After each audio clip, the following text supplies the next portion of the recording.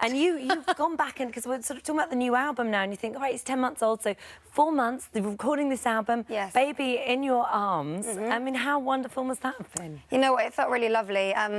We'd made an album the same way before with the last album, Wanderlust, with the same musicians, so it was very relaxed. We did 11 songs in 10 days, most of it fully live, and having a baby there just made it all very, very chilled. So did you actually do any of the tracks when you were holding him? I did, actually. I sang a couple of the vocals holding him because we did a couple of them late at night, so he was asleep in my arms. And Oh, my goodness. yeah, it was all quite magical, really. I mean, it was pretty intense, I won't lie. Yeah. So I was feeding him at the time, and I also took it upon myself to feed all the band, so I was cooking for 6 in the evenings. Oh, my God. Yeah, looking back, it was like a form of madness. And we had, 5 days and 5 days of recording, and the weekend in the middle was my second oldest, his birthday party, so I had to organise a 7th birthday party in the middle as well. But oh my gosh, it's you crazy were what you can get busy. done if you just have sort of You want choice. something done? So that gives a very sort of homely feel to the album. Definitely. It's yeah. your label, isn't it? It is, So yeah. Because when I made the 5th album, Wanderlust, I didn't know exactly what album I was making, but I knew I wanted it to be something different than what I'd done before. So Wanderlust I wrote with a guy called Ed Harcourt, who I've teamed up with again on this record, and it was a departure from dance and disco. It was kind of folky with an Eastern European feel. Not the sort of thing major labels normally go, thumbs up, yeah, keep going with that. But it's done really well. I mean, they yeah, said so it was it's lovely. not necessarily a sound they may go for, but clearly people like it and buy it. Yeah, I was really genuinely overwhelmed with the success I had with that record because my expectations were really low. I just thought, I want to make this record for me.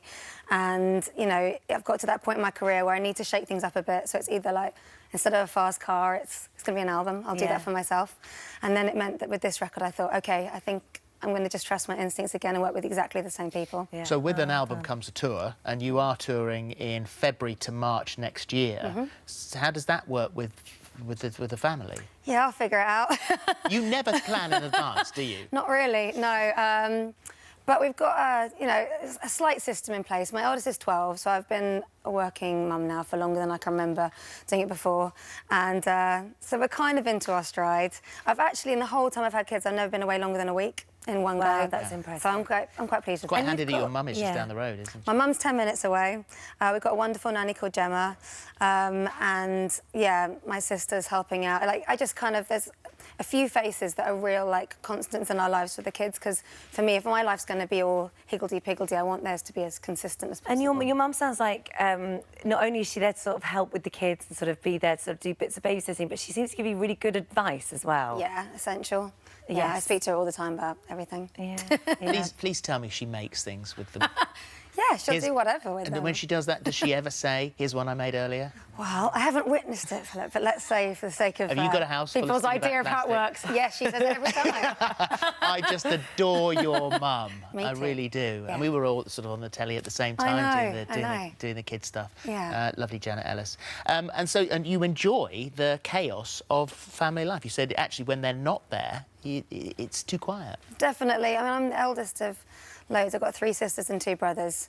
My youngest 2 siblings are only 18, and it goes right the way up to my brother Jack, who's 29. So I've always had someone small around the house, and that sort of nature of a busy household where there's always, you know, people in and out the kitchen and things going on, and I really like it. I know for some people it's not for everyone, but I really enjoy it. And these 4 boys, are they going to start up their own band at some point? I mean, this is a very musical house. With you and Richie, there must be instruments everywhere. I mean, the temptation for them to pick up an instrument and play must be very strong. Well, I think kids love music anyway. I mean, it's a time when they can legitimately make loads of noise and no one tells them off for it, so I think that's great for kids anyway.